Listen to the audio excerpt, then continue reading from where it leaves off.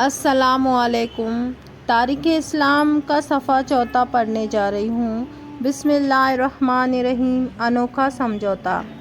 اسلام سے پہلے عربوں میں لڑائیاں کا ایک نہ ختم ہونے والا سلسلہ جاری تھا۔ انہی لڑائیوں میں سے ایک نہایت خطرناک اور مشہور لڑائی فزار کی لڑائی ہے۔ فزار کی لڑائی سے امن پسند لوگوں کا تنگ آ جانا بالکل فطری بات تھی۔ آپ کو بھی ان لڑائیوں سے بڑی تکلیف ہوتی تھی۔ چنانچہ آپ صلی اللہ علیہ وسلم نے اکثر قبیلے کے سرداروں اور سمجھدار لوگوں کو ملک کے بے امنی، راستوں کا خطرہ، ناحق ہونا، مسافروں کا لوٹنا، غریبوں پر زبردستی ظلم کا حوالہ دے کر ان سب باتوں میں سدھار لانے پر توجہ دلائی۔ آخر ایک انجمن قائم ہو گئی جس میں بنو ہاشم و عبد المطلب، بنو اسد، بنو زہرہ، بنو تمیم شامل تھے۔ ان انجمن کے ممبروں نے نیچے دیے عہد کیے تھے۔ پہلا عہد، ہم ملک سے بے امنی دور کریں گے۔ دوسرا عہد، ہم مسافروں کی حفاظت کریں گے۔ تیسرا عہد، ہم غریبوں کی امداد کریں گے۔ چوتھا عہد، ہم زبردست کو کمزور پر ظلم کرنے سے روکا کریں گے۔ اور پانچواں عہد، کسی ظالم کو مکہ میں نہ رہنے دیں گے۔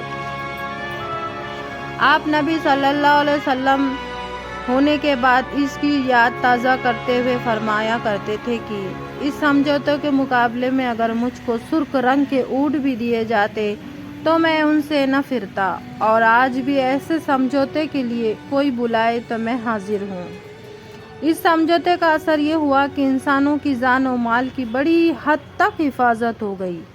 ایسے ہی نیک کاموں کی وجہ سے ان دنوں میں لوگوں کے دلوں پر آپ صلی اللہ علیہ وسلم کی نیکی اور بزرگی کا اتنا اثر تھا کہ یہ حضرت صلی اللہ علیہ وسلم کو نام لے کر نہیں بلاتے تھے، بلکہ الصادق، بے حد سچا، یا الامین یعنی بے حد امانت دار کہہ کر پکارا کرتے تھے۔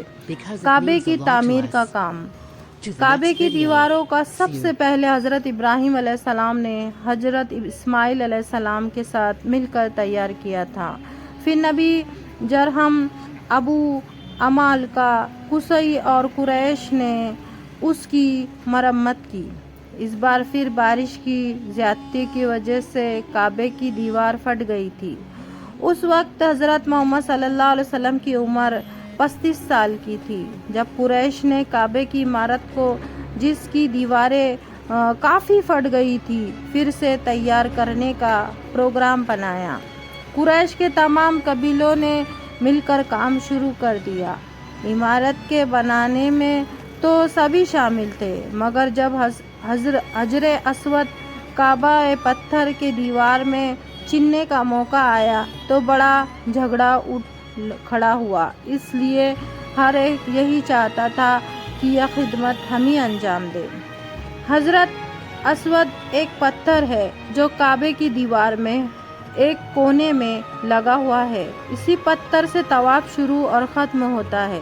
یہ صرف ایک پتھر ہے جس کے بارے میں ایک بار حضرت عمر رضی اللہ عنہ نے اسے خطاب کر کے کہا تھا کہ تو ایک پتھر ہے، نہ کسی کو نفع دے سکتا ہے نہ نقصان پہنچا سکتا ہے۔ قریش کا یہ جھگڑا 4 دن تک برابر چلتا رہا۔ نوبت یہاں تک پہنچی کہ تلواریں نکل گئی اور خون خرابے کا خطرہ پیدا ہو جاتا۔ آخر میں 5ویں دن ابو امیہ بن منیرہ نے جو